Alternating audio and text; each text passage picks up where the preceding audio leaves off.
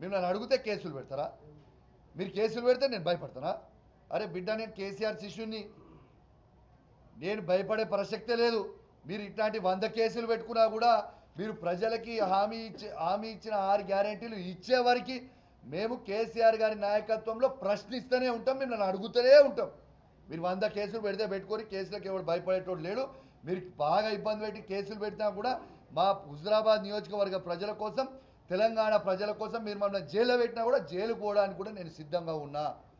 మీకు కేసులకి భయపడేటోడు కాదు. ఖచ్చితంగా మీ 6 గ్యారెంటీలు ఇచ్చే వరకు నా గొంతు విప్తూనే ఉంటా, మిమ్మల్ని ప్రశ్నిస్తూనే ఉంటా, మీకు అడ్డము తిరుగుతూనే ఉంటా.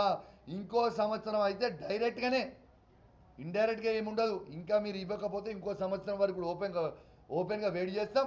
డైరెక్ట్గా ముఖ్యమంత్రి కాన్వేకే అడ్డం తిరుగుతా. ఒక శాసనసభ్యునిగా రాసి పెట్టుకొని మీరు ఏం చేస్తారో చేసుకోరి.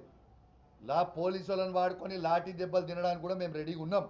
మళ్ళీ మేము 5 ఏళ్ల తర్వాత అధికారంకి వస్తాం. ఎవరైతే మమ్మల్ని ఇబ్బంది పెడుతుర్రో అప్పుడు ఉంటుందిరా మీకు స్వామి రంగా, మామూలుగా ఉండదు, గుర్తు పెట్టుకోరని చెప్పి కూడా ఈ సందర్భంగా మీకు కూడా తెలియజేస్తూ సెలవు తీసుకుంటా ఉన్నాను.